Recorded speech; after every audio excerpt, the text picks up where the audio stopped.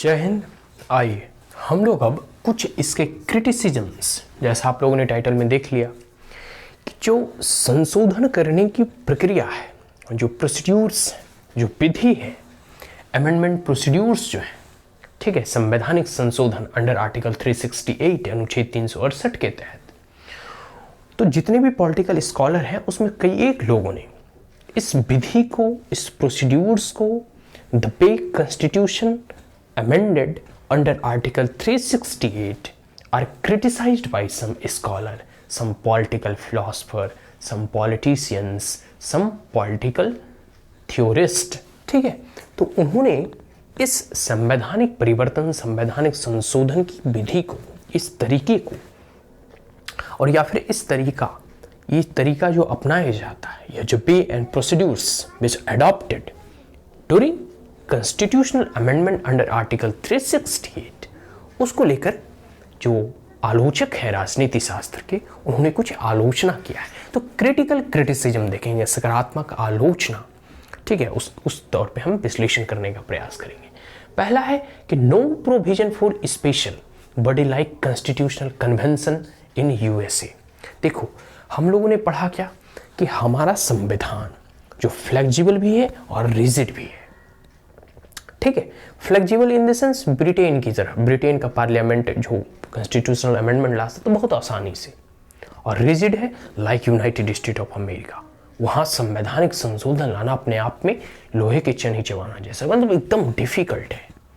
ठीक है, उसमें जो है जब भी संवैधानिक संशोधन होते हैं तो जो एक बड़ी इंस्टीट्यूट की गई है कॉन्स्टिट्यूशनल कन्वेंशन, उसके द्वारा जो है इनिशिएट किया जाता है। जैसे हमारा संविधान का निर्माण हुआ तो कॉन्स्टिट्यूएंट असेंबली के द्वारा उसका बना, लेकिन अब ऐसी कोई कॉन्स्टिट्यूएंट असेंबली है नहीं।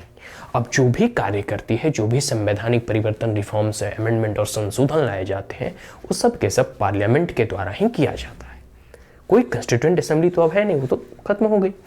तो वही कहा जा रहा है कि जैसे यूएसए में कॉन्स्टिट्यूशनल कन्वेंशन है संवैधानिक परिवर्तन और संशोधन के लिए, वो ऐसा कोई भी प्रावधान जो है भारत में नहीं किया गया, ताकि भारत में भविष्य में जब कभी संवैधानिक परिवर्तन या संशोधन हो तो वैसी किसी कॉन्स्टिट्यूएंट असेंबली का गठन किया जाए।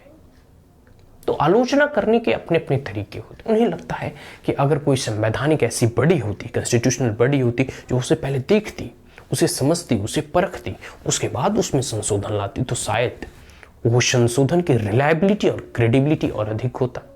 लेकिन खैर जो भी है, amendment is rest with the parliament. ये सारे के सारे संवैधानिक संशोधन जो है सिर्फ और सिर्फ पार्लियामेंट के पास ही है, उसके पास ही यह शक्ति निहित है कि वह संवैधानिक परिवर्तन और संवैधानिक संशोधन कर सकता है। क्लियर हो गया।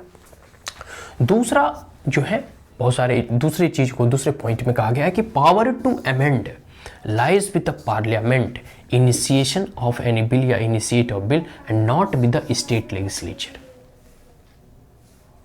जो भी संवैधानिक परिवर्तन किए जाएंगे, मतलब जो भी संवैधानिक कॉन्स्टिट्यूशनल अमेंडमेंट को इनिशिएट किया जाएगा, मतलब शुरुआत करना, इनिशियल स्टेट कहते हैं ना, शुरुआती दौर में, तो उसी प्रकार इनिशिएट मतलब उसका प्रारंभ करना, आरंभ करना।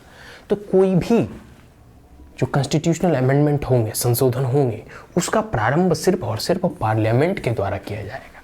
कोई स्टेट लेजिस्लेटिव में यह ऐसा नहीं कर सकता। इसके पीछे कारण है। देखो, अमेरिका वगैरह में क्या है ना कि स्टेट लेजिस्लेटिव के द्वारा भी कह सकते हैं, वहाँ तो 3/4 चाहिए रेक्टिफाई, या फिर स्टेट लेजिस्लेचर का अमेरिका में बहुत महत्व है। वो इसलिए क्योंकि वहाँ डिफरेंट जो स्टेट मिलकर यूनाइटेड स्टेट ऑफ अमेरिका बना, मतलब डिस्ट्रक्टिबल स्टेट ऑफ यूनियन वो है।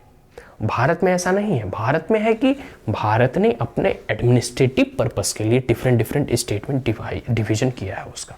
तो एक प्रकार से कह सकते हैं कि यहाँ कोई राज्य सरकारों को या राज्य विधान सभा को, विधान परिषद को ऐसा कोई अधिकार नहीं है जो कि वह कोई भी संवैधानिक संशोधन के बिल को इनिशिएट कर सकता है। उससे हम कह सकते हैं कि एक लफ्जों में कि वो प्रारंभ कर सकता है। क्लियर हो गया। तीसरा है majority of the part amended by the parliament only. इसका कहने का मतलब है कि कुछ है, एक ऐसे पार्ट हैं जो स्टेट के द्वारा भी अमेंड किए जाते हैं। वो कौन से पार्ट है? फेडरल स्ट्रक्चर से संबंधित। मैंने पहले ही बताया कि जो संवैधानिक संशोधन जिसे पारित करने के लिए special majority with the consent of state, जिसमें कि स्टेट की भी सहमति लेनी होती है, वैसे प्रावधानों को पारित करने के लिए पार्लियामेंट तो पारित करेगा ही, स्टेट की जो लेजिस्लेटिव बॉडी है वहां से भी उसे रेक्टिफाई करना होगा, और वह भी more than half of the state. ठीक है, तो यही चीज है कि बहुत सारे ऐसे प्रावधान है जो सिर्फ और सिर्फ जो सिंपल मेजोरिटी के तहत पारित होंगे, और जो स्पेशल मेजोरिटी वो तो सिर्फ पार्लियामेंट पारित करेगा, उसमें तो स्टेट को कोई लेना देना नहीं है। सिर्फ कुछ ऐसे मिनिमम ऐसे कुछ 8-10 ऐसे प्रावधान हैं, प्रोविजंस हैं, जिसमें कि स्टेट की कंसेंट की आवश्यकता होती है। तो वही कह रहा है, जो आलोचक है वो कहना चाहते हैं कि इसमें भाई राज्य सरकार का रोल जो है एकदम नग्न है, एकदम नहीं के बराबर है, कुछ एक प्रावधान तक ही सीमित है जिसका संबंध फेडरल स्ट्रक्चर से हो। ठीक है, वही इसमें कहना चाह रहे हैं। चौथा है the constitution not prescribe the time limit, और वैसे कॉन्स्टिट्यूशनल अमेंडमेंट जिसमें कि राज्य सरकारों के कंसेंट की आवश्यकता होती है, उसमें कोई टाइम लिमिट निर्धारित नहीं किया गया है कि 6 महीने में, 1 साल, 2 साल, 3 साल, 5 साल, कितने दिनों में जो है स्टेट जो है उस संवैधानिक परिवर्तन को, संशोधन को रेक्टिफाई करेगी। ऐसा कोई समय का निर्धारण उसमें नहीं किया गया है, टाइम जो है लिमिट नहीं दिया गया है। ठीक है, and with in state rectify, reject and can withdraw एप्लीक, कह सकते हैं कि अप्रूवल। कहने का मतलब है कि क्या स्टेट अगर एक बार रेक्टिफाई करती है तो क्या उसे दोबारा जो है रिजेक्ट कर सकती है? मतलब एक बार अगर रेक्टिफाई कर दे कोई स्टेट जो है उसे रिजेक्ट कर दे, या फिर जो एक बार कह सकते हैं रेक्टिफाई किया, क्या उसे विड्रॉ कर सकती है कोई स्टेट? मतलब उसे वापस ले सकती है। मैंने जैसे अभी कोई अदर पार्टी की सरकार है तो उन्होंने एक बार रेक्टिफाई कर दिया, कोई अदर रूलिंग पार्टी की सरकार है जो आने वाले इलेक्शंस में वो उसकी सरकारें चली जाती है, अदर अपोजिशन पार्टी की सरकार बनती है। मान लो एक बार जिस बिल को स्टेट ने रेक्टिफाई कर दिया है, सहमति दे दी है, क्या उस बिल को वह फिर से विड्रॉ कर सकती है, उसे फिर से विड्रॉ करके रिजेक्ट कर सकती है क्या? तो ये सब शक्तियां स्टेट के पास नहीं है। वह सिर्फ और सिर्फ एक बार अगर रेक्टिफाई कर दिया बस हो गया। और the minute half of the state rectify the bill, it will send to president for his assent. वो फिर प्रेसिडेंट और राष्ट्रपति के पास हस्ताक्षर के लिए चले जाएंगे। तो ये प्रावधान है कि ना रिजेक्ट करने की प्रावधान है, ना विड्रॉ करने की प्रावधान है, बस बिना कोई समय सीमा निर्धारित किए वो कितने ही दिनों में वो चाहे तो रेक्टिफाई कर सकती है। ठीक है, आगे है 5वां, no provisions for joint sitting. कोई ज्वाइंट सिटिंग का प्रावधान है। मैंने पहले ही बताया कॉन्स्टिट्यूशनल अमेंडमेंट में ज्वाइंट सिटिंग नहीं होता है।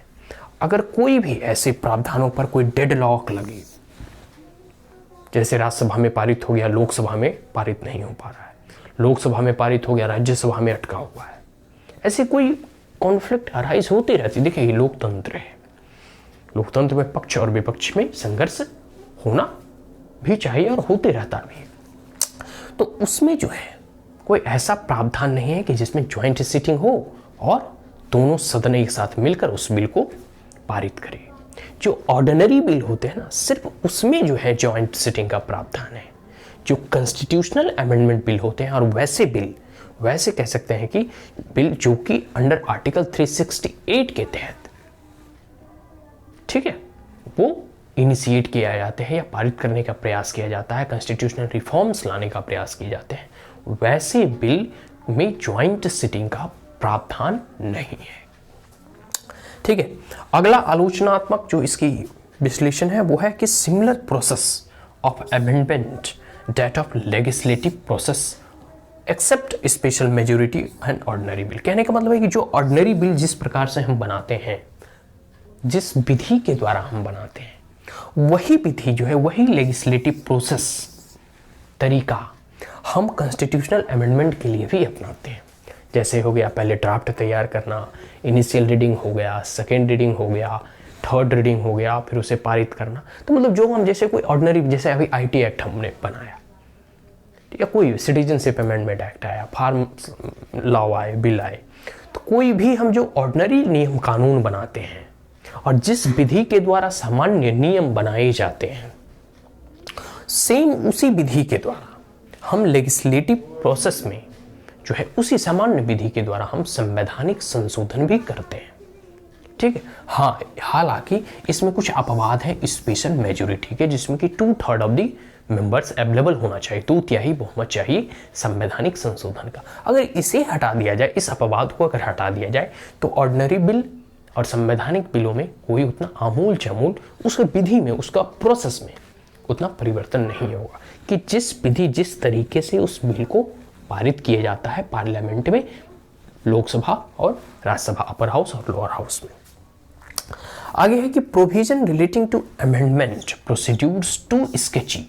बहुत सारे जो है ना कॉन्स्टिट्यूशन को लेकर इसकी भी आलोचना करते हैं कि क्योंकि यह वकीलों के द्वारा लिखा गया, जितने भी उसमें लोग जैसे सरदार पटेल, महात्मा गांधी, पंडित नेहरू, डॉक्टर राजेंद्र प्रसाद, आप उठा के देख लो, उसमें वकील बड़े बड़े मिलेंगे आपको पूरे के पूरे कॉन्स्टिट्यूएंट असेंबली में, जब संविधान का निर्माण हो रहा था।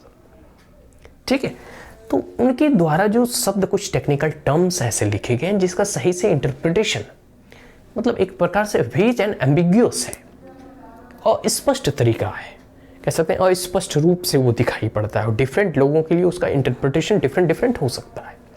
तो वही कहा जा रहा है too sketchy and wide scope for taking matter to the judiciary. और कई बार ऐसी कम्प्लेक्सिटी और स्केची के चलते मैटर जो है सुप्रीम कोर्ट में जाता है और सुप्रीम कोर्ट फिर उसे अपने तरीके से इंटरप्रीट करती है, उसकी व्याख्या करती है। Is that clear? तो बहुत सारे आलोचना, कह सकते हैं आलोचना जो करते हैं, कहते हैं कि इसकी जो विधि है ये एकदम स्केची इन नेचर है। ठीक है, कह सकते हैं एम्बिग्यूअस है, एक प्रकार से कह सकते हैं सही तरीके से इसका वर्णन नहीं किया गया, इसकी व्याख्या नहीं की गई है स्पष्ट तरीके से। तो ये कुछ सकारात्मक आलोचना, criticisms of the amendment procedures under article 368। जो भी पॉलिटिकल थ्योरिस्ट होते हैं, पॉलिटिकल साइंटिस्ट होते हैं, स्कॉलर होते हैं, कोई लीडर्स होते हैं, वो अपने तरीके से राजनीति शास्त्र की व्याख्या करते हैं। उसमें कुछ लूपहोल्स होते हैं, कुछ लिमिटेशंस होते हैं, उसे उजागर करने का प्रयास करते हैं ताकि फर्दर इसको और जो है इसमें साइन इसको धार दिया जा सके, इसकी और जो है इंपॉर्टेंस और गरिमा बढ़ाई जा सके, इसमें अच्छे अच्छे और संशोधन लाए जा सके, इसे और अच्छा बनाया जा सके। ठीक है, तो आलोचना या क्रिटिसिजम्स, लिमिटेशंस को कभी भी हम नेगेटिवली नहीं लेना चाहिए। तो यही चीज़ें हैं कि अमेंडमेंट प्रोसीड्यूर्स के कुछ जो है आलोचना, ठीक है, हमने यहाँ डिस्कस किया। अब ये चैप्टर यहीं फिनिश होता है। आशा करता हूँ कि वीडियो आपको अच्छा लगा हो, तो आप हमारे चैनल को लाइक, शेयर और सब्सक्राइब कर सकते हैं। Also press the bell icon. If there were any queries, comment, suggestion, advice, you may comment in the comment box. Thank you once again, have a great day.